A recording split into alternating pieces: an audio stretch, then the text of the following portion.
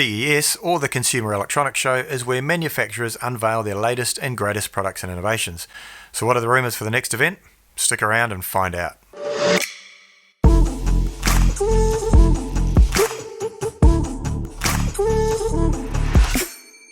Hey guys, and welcome back to the channel where we review tech related to making YouTube videos and other reviews like this one. So if you're liking this content, be sure to hit that subscribe button and the bell so you don't miss out on any new videos.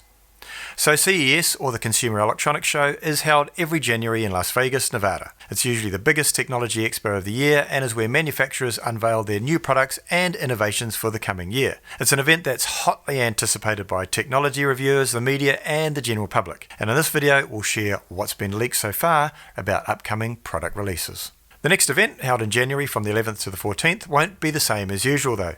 Due to the COVID-19 pandemic, the expo is going virtual and will be very weird as it normally attracts tens of thousands of people. Now we're kind of used to it because Apple has held a number of virtual events over the last 6 months to launch various products. However, this is on a whole different level. It'll have a major impact on the Las Vegas area, including the hospitality sector, as it attracts so many people. But it is what it is, and manufacturers will be lining up to try and outdo their rivals, not just with the products they announce, but in the way they will do it. What we're expecting to happen this year then is for the biggest brands to host their own live streamed announcements, so think Sony, Samsung, LG, with smaller companies either managing their own streams or possibly coming together in CES themed showcase videos. Now over the last few weeks we've seen some leaks and rumours on what to expect, so let's get into it. First up, Samsung. CES is always a big show for Samsung. It's the place the company picks to roll out its latest QLED TVs, concept screens and monstrous custom installs, plus innovations in the computing and phone space. They've already announced that their keynote will be held at 9 AM Eastern Standard Time on day one of the convention, January the 11th. So they're not giving their competition any breathing space and are aiming to be the first cab off the rank.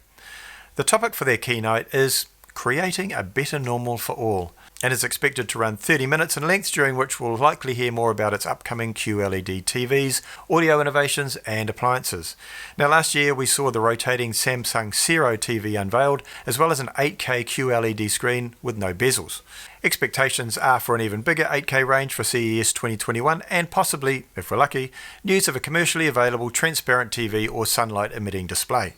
Now Samsung usually announce a bunch of soundbars to go with its new TVs, and we're expecting the same from CES 2021.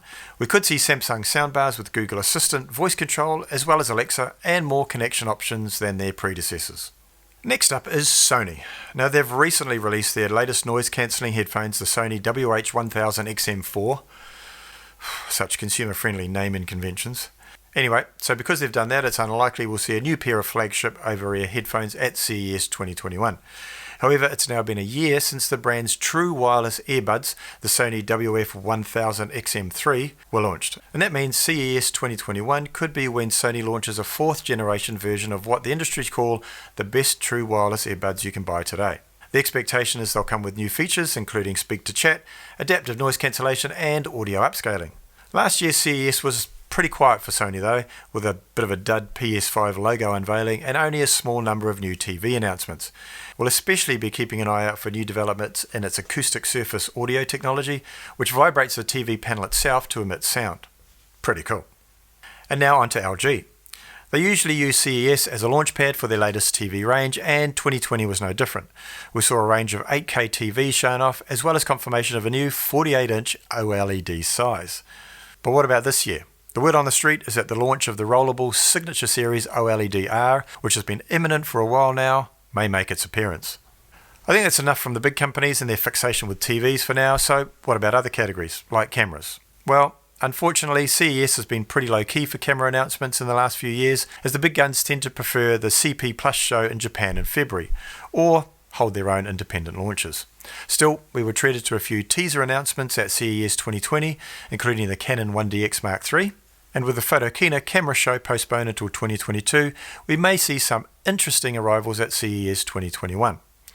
It is unusual, however, that the likes of Canon, Nikon and Sony would risk a full launch getting lost in the noise of a big general tech show, so there's a bigger chance that some of the more fringe camera brands like Insta360, DJI and GoPro will again step in to fill that gap with some new cameras and drones.